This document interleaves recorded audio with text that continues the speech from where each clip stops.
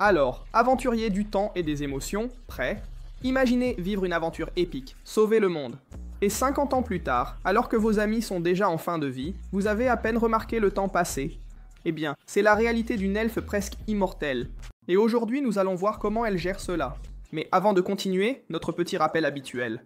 On sait que, dans la précipitation, beaucoup oublient de liker ou de s'abonner. Votre soutien, c'est ce qui nous donne de la force. Alors, si vous êtes déjà dans l'ambiance, laissez votre like et abonnez-vous. Excellent. Maintenant, allons-y à fond, car je vais détailler chaque moment de cette vidéo sensationnelle. Notre aventure commence sur une carte ancienne qui se déroule, révélant l'extrême nord du continent. Une voix sereine nous informe qu'ils ont enfin atteint Auréole, la terre légendaire où les âmes reposent. Un lieu que les mortels appellent le paradis. C'est un endroit d'une profonde signification, où, selon les récits de la grande magicienne Flamme, d'innombrables âmes se rassemblent. Ensuite, nous sommes transportés dans une calèche, glissant sur une route pavée à travers un paysage verdoyant.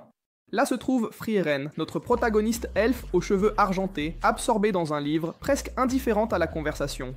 Himmel, le héros aux cheveux bleus, peine à contenir son enthousiasme en parlant des tâches qui les attendent. Heiter, le prêtre à lunettes, fait déjà des plans pour trouver un travail qui lui permette de boire. Et Aizen, le guerrier nain, grogne à propos de l'ivrognerie du prêtre. Himmel réfléchit à la longévité de Frieren. Elle, sereine, acquiesce simplement. L'arrivée dans la capitale est triomphale. Une foule en extase, des maisons médiévales colorées, des drapeaux et des confettis. Des trompettes annoncent les héros. Himmel salue la foule. Frieren, réservé, salue timidement. Heiter et Aizen savourent l'instant. Au château, le roi les accueille, les remerciant d'avoir vaincu le roi démon. En arrière-plan, une fresque de la déesse de la récolte. Le soir, un spectacle de feux d'artifice, des formes de crânes enflammés et des châteaux explosent en couleurs. Plus tard, dans une taverne animée, Himmel, vaniteux, rêve de la statue que le roi fera ériger en son honneur. Frieren, avec sa perspective sur le temps, le taquine en rappelant qu'il n'a donné que 10 pièces de cuivre au début de l'aventure qui a duré 10 ans, et qu'il économisera probablement aussi sur sa propre représentation. Himmel, feignant la modestie, se demande si quelqu'un pourrait capturer sa beauté, ce à quoi Frieren, avec ironie, réaffirme qu'il essaiera certainement de dépenser le moins possible. Il arrend, et Heiter, bien sûr, profite de la boisson. 10 longues années d'aventure atteignent leur apogée. Le groupe se tient au sommet d'un rempart, contemplant l'ère des météores, un événement céleste d'une beauté éblouissante qui n'a lieu que tous les 50 ans. Les lumières des météores déchirant le ciel. Himmel commente que c'est une façon parfaite d'inaugurer l'ère de paix et promet qu'en 50 ans, il emmènera Frieren admirer le spectacle depuis un endroit encore meilleur. Lui, en tant qu'humain, sait que pour elle, 50 ans ne sont qu'un instant, mais pour lui, c'est toute une vie. Frieren, avec sa perspective différente, sourit et suggère que ce sera elle qui emmènera les trois pour admirer le spectacle ensemble à nouveau. Himmel rit, un rire mêlé d'amitié et de mélancolie, et acquiesce. Quel moment émouvant. La beauté éphémère des météores dans leurs yeux. Et le temps, implacable pour les humains, poursuit sa course. Nous suivons Frieren dans ses errances solitaires, collectionnant des sorts, explorant des forêts, des grottes de cristal, des ruines anciennes et des montagnes enneigées. Le décor change, les saisons passent comme un souffle. Et puis, les retrouvailles. 50 ans se sont écoulés. Frieren arrive dans une ville et retrouve Himmel, désormais vieux, aux cheveux blancs, à la longue barbe, mais dont le sourire bienveillant est toujours là, même s'il est plus fatigué. Heiter et Aizen ont également vieilli. Peu après, nous assistons aux funérailles de Himmel. Le cercueil orné de fleurs est transporté dans un lieu qui ressemble à une église bondée. La ville pleure son héros, Frieren observe, et tandis que les gens autour d'elle commentent à quel point elle semble froide pour ne pas montrer d'émotion, des regards de réprobation et des murmures parcourent la foule, certains allant même jusqu'à se demander si elle se souciait vraiment du héros. Heiter, percevant le malaise et l'incompréhension dirigée vers l'elfe, tente d'alléger le moment avec une remarque quelque peu maladroite, mais peut-être compréhensive, en disant qu'eux non plus ne montrent pas une tristesse extérieure évidente, essayant ainsi de détourner l'attention de l'apparente impassibilité de Frieren. La scène passe ensuite au moment de l'inhumation, le cercueil étant lentement descendu. C'est là, face à la réalité concrète de la perte, que le véritable poids du temps, de la mortalité et des occasions manquées frappe Frieren de plein fouet. Alors qu'elle regarde le cercueil de son ami être préparé pour le repos éternel, elle éclate en larmes. Le visage rougi et déformé par la douleur, la voix nouée et tremblante. Ces paroles, empreintes d'un profond et palpable regret, résonnent douloureusement. Je ne savais rien de lui. Même en sachant que les humains vivent si peu de temps. Pourquoi n'ai-je pas pris la peine de mieux le connaître ? C'est un moment de pure vulnérabilité, une fissure dans la façade millénaire de l'elfe, où elle est réconfortée par les amis qui lui restent. Aizen et un Hayter déjà courbés par l'âge, encore en larmes, supplient entre deux sanglots qu'on ne leur frotte pas la tête, dans une tentative enfantine de chercher du réconfort.